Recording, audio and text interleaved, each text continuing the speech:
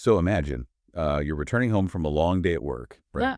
And you find that an entire wagon of hay, and I mean the wagon and all, has just simply vanished into thin air, Oh, geez. Just gone. completely gone. Or, inadvertently dispatching a sheriff's deputy right to your front door just because that new hard plastic case you bought for your smartphone was like a little too tight. Yeah, that is a very specific modern No, problem. it really is. Anyway, welcome to this week's deep dive. I kind of just want to imagine we're, leaning on a fence or sitting on the porch with a cup of coffee today, because today we are taking a close analytical look at the mid to late June 2026 dispatch logs from the Antigua Police and the Langlade County Sheriff's blotters. It is always such a revealing data set to look at when you dig into these local logs. You're essentially reading the real-time vital signs of a community. Oh, for sure. You see the exact friction points between like our infrastructure, nature, and human behavior. And our mission today is really to just filter through those hundreds of calls to bring you the most notable and honestly unusual moments from around the county. We want to spot those local safety trends and just keep everyone in the loop. Right, keep everyone informed. Exactly. And just to set the ground rules right up front, we are focusing entirely on the events themselves, the public intersections, the mechanisms behind them.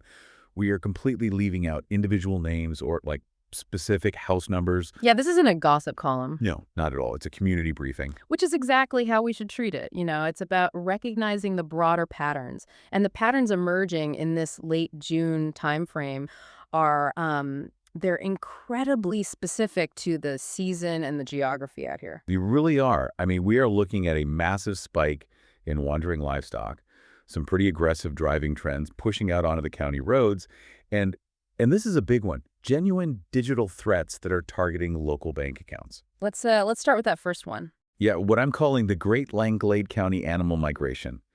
The sheer volume of livestock making a break for it this week is just staggering. It is. It's a significant shift in the data. Now, obviously, vehicle versus deer accidents they're just a standard environmental reality for this area. Oh, you betcha. We saw several of those typical reports, deer collisions on State Road 47 by US 45, on Forest Road near Crestwood, and over on Hillside Road. Oh, well, that's just a Tuesday around here. Exactly. Almost a baseline constant. But the real trend that's dominating the dispatcher's time this week isn't the wildlife at all. It's the domestic agricultural animals breaching their enclosures. Well, let me just give you a sense of what the county deputies are actually dealing with out there, because it's wild. Out here, State Road 52 and Gray Road, they had a highly specific, very friendly goat wandering around wearing a blue rope collar. A blue rope collar. Yep. And then over on County Road S, just south of State Road 64, sheep were reported loose on the highway. We had like cows out on Forest Road, and a dark brown horse went for a leisurely stroll near Crestwood Road and Orchard Road. That is a veritable zoo. It's like Noah's Ark out on the county highways. So I get the frost heave argument for early spring, right? But we are in late June. Shouldn't these farmers have, patched their perimeters weeks ago? Are we looking at bad fence maintenance here, or just basic negligence? Well, it's actually less about negligence and more about the compounding variables of agricultural cycles and animal behavior. Okay, how's Yeah. So yes, the frost heave, that's the process where soil freezes, expands, and physically pushes wooden posts out of vertical alignment. That happens in winter and spring, sure, but those weakened posts often hold up just fine until late June. Oh, because that's when the animals actually start testing them. Precisely. In late June, the summer heat really kicks in, and the grass on the other side of the fence is in its most aggressive growth phase. Right, it's literally greener on the other side. It's greener, it's taller, and it's highly attractive to the animals. So they're energetic, they reach over the wire for that fresh forage, and they lean their full weight against a post that was already, structurally compromised by the winter freeze. Ah, I see. The hardware finally snaps, and suddenly you have a 1,000-pound horse standing right in the middle of Crestwood Road. That makes a lot of sense. It's like a delayed reaction. The winter sets the trap, but the summer grass actually springs it. Exactly. And it wasn't just the rural farms dealing with this either. Even within the city limits, an unrestrained German Shepherd was found dragging a chain leash with, like, a pink handle down Claremont Street. Fortunately, that dog was friendly. Oh, that's good. Yeah. We also had an Antigua resident who caught a cat in a live trap and literally called dispatch to request an officer give the cat a ride over to HANA WS, the Humane Animal Welfare Society. Which really highlights how residents often view the police in a more rural or small town setting, right? Yeah, like an all-purpose neighbor. Exactly. As a community assistance service, not strictly law enforcement. We also can't forget the turkey that met its end and needed to be dispatched over on State Road 64 by Ackley Road. But looking at the livestock issue specifically, I mean, hitting a deer is bad enough. Hitting a domestic animal on a county highway feels like an entirely different level of danger. Oh, it is a severe kinetic hazard. I mean, a white-tailed deer averages maybe, 150 pounds? Yeah, somewhere around there. A cow or a horse can easily exceed 1,000 pounds. And because of their height, the center of gravity is way above the bumper of most standard sedans. Oh, geez. So it just bypasses the front of the car. Yes. If a driver hits a horse at 55 miles an hour, the vehicle's safety crumple zones are bypassed entirely. The mass of the animal comes directly through the windshield, which is, well, it's often fatal for the driver. Wow. Which brings us to, honestly, the human element out on those roads. Because unpredictable animals wandering onto the asphalt is one thing, but drivers actively choosing to treat the county roads like a racetrack, that's a completely different type of hazard. It is. The transition in the logs from, agricultural hazards to high-speed traffic enforcement is jarring, but it's deeply connected to the layout of the region. There's been a really distinct uptick in reports of reckless driving and street racing this week. Yeah, people are confusing Claremont Street with the Indianapolis 500. We had a driver reported for aggressively accelerating and, showing off in a four-door vehicle right there on Claremont near Menlick Avenue. Right. Then an actual organized side-by-side street race was reported on County Road F near Eastview Drive. This one involved a Lexus and a Chevy Cruze. But here's what I find interesting. Residents on County Road X near Fernwood Road actually called in to request extra patrols specifically because of street racing in their neighborhood. But when the deputies monitored it, they reported no issues at that time. And that community anxiety, that's a direct result of how traffic enforcement mechanisms actually work. In criminology and urban planning, there's a well-documented concept called the displacement effect. Like pressing down on a water balloon. Yeah. Right. That is an excellent way to visualize it. When law enforcement heavily monitors the main arteries, like US 45 or State Road 64, everyday commuters generally slow down. The visual presence of a marked cruiser acts as like a psychological break. exactly a psychological break. However, the dedicated street racers, the ones organizing those side-by-side sprints, they actively monitor those police patterns. Oh, wow. They're actually paying attention. Oh, absolutely. So when the main roads are heavily enforced, they simply displace to the secondary blacktops like County F or County X, because these roads have long, flat sightlines, zero stoplights, and sparse patrols. From a racer's perspective, they're ideal drag strips. So with all these speed citations and verbal warnings, or VWs, as the dispatchers log them, being handed out on the main arteries, the residents out on County X are left begging for extra patrols. Are we actually reducing the danger or just relocating the problem to people's front yards? In the short term, you're just relocating it. To genuinely reduce the behavior, it requires unpredictable, randomized patrol patterns on those secondary roads. And that stretches a rural sheriff's department very, very thin. Especially when they're dealing with the entire spectrum of rural driving at the same time. Because right in the middle of these side-by-side street races, you have the complete opposite end of the vehicular spectrum. Right, the antique car. Yeah. An antique vehicle broke down at the intersection of State Road 55 and County Road A. Just totally gave up the ghost. But the driver, tinkered with it, got it running again, and slowly went on his way. You have weekend cruisers moving at a crawl, sharing the exact same asphalt, with people treating the county like the Autobahn. It's a huge clash of road usage. And you also see erratic behavior that, frankly, defies road design entirely, like the report of a young male riding a motorcycle on the public sidewalks and blowing straight through stop signs near Dorr Street and County Road K. Riding a motorcycle on the sidewalk is just incredibly brazen. Yeah. But, while tearing through a stop sign on a sidewalk requires a massive level of intentionality, a huge chunk of this week's blotter is dominated by the exact opposite. Pure accidental chaos. Yes. The dispatch logs are just full of social friction and technological misfires. Let's move into these classic small-town quirks, like the mystery of the missing hay. This one is fascinating. Right. A resident had a large wagon of hay sitting out at a marketplace. Someone had contacted the owner about buying it, But when the owner got home from work, the entire wagon and all the hay were completely gone. Think about the physical logistics required to commit that theft. You can't just slip a wagon of hay into your pocket. No. Someone had to back up a truck, align a hitch, secure the connection, and then drive off with a massive, highly visible load of stolen agriculture down a public road.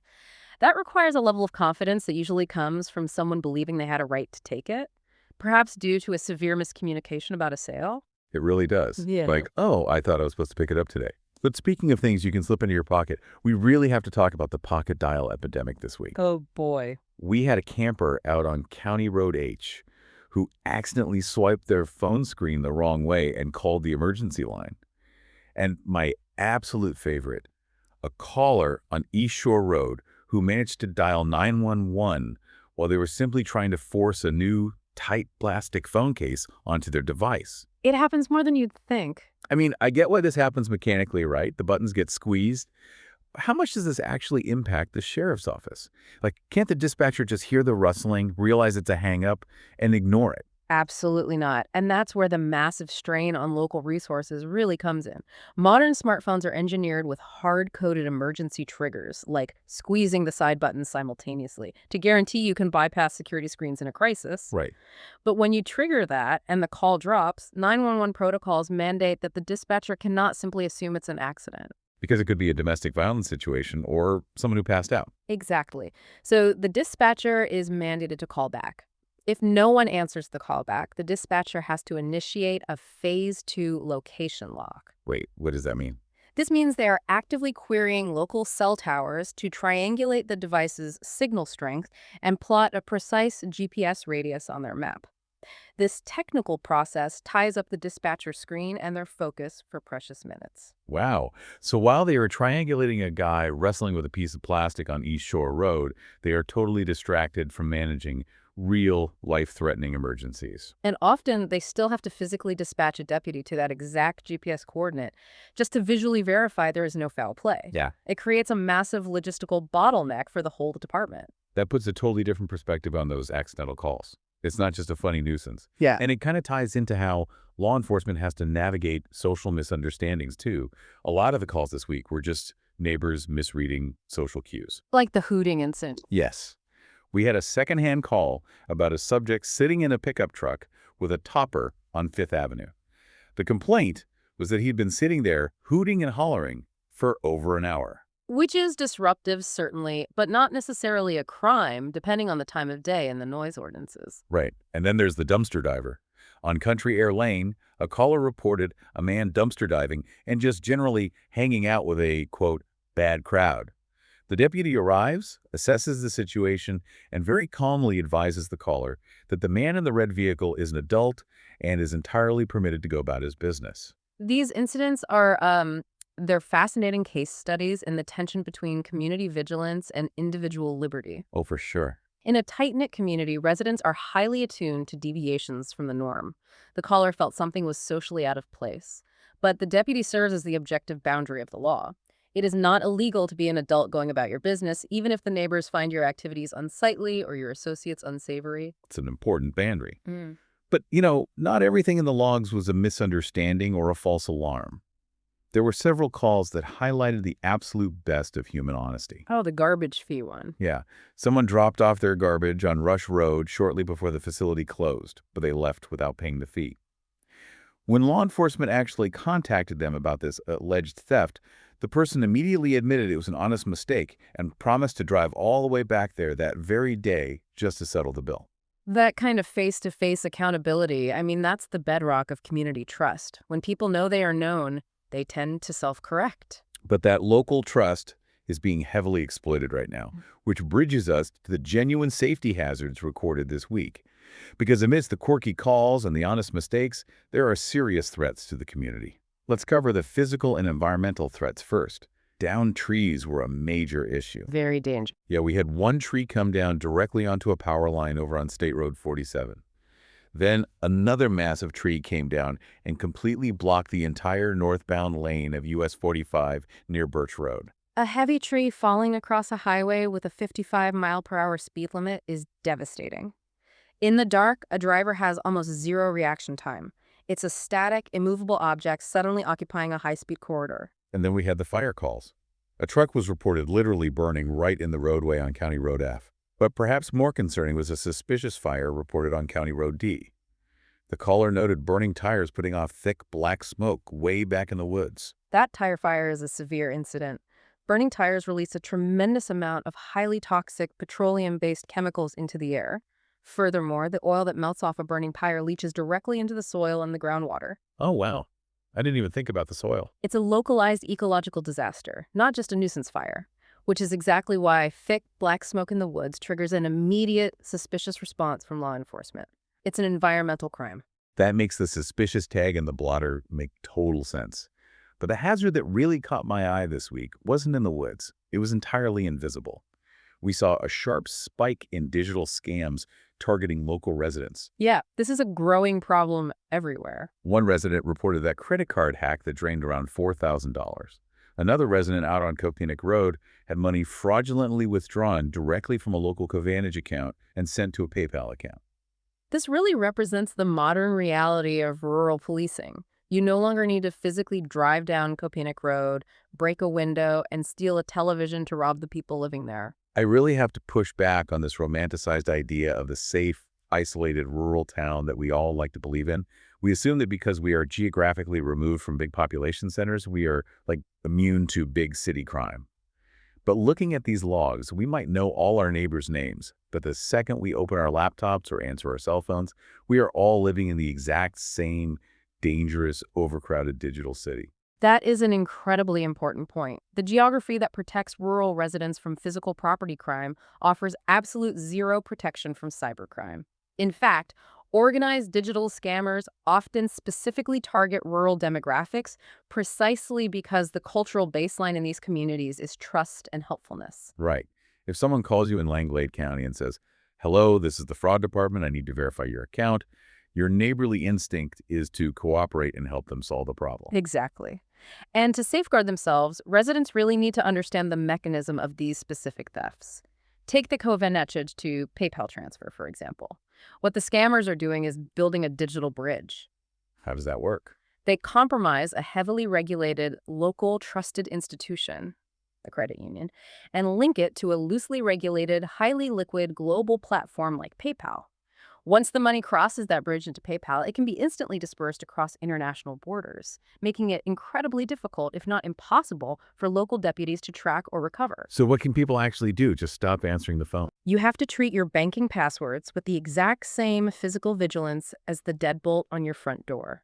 Utilize multi-factor authentication on every financial account. This means even if they steal your password, they can't log in without a secondary code sent to your physical device. Right, so text message codes. Yes. Monitor your statements weekly, not just when the monthly bill comes.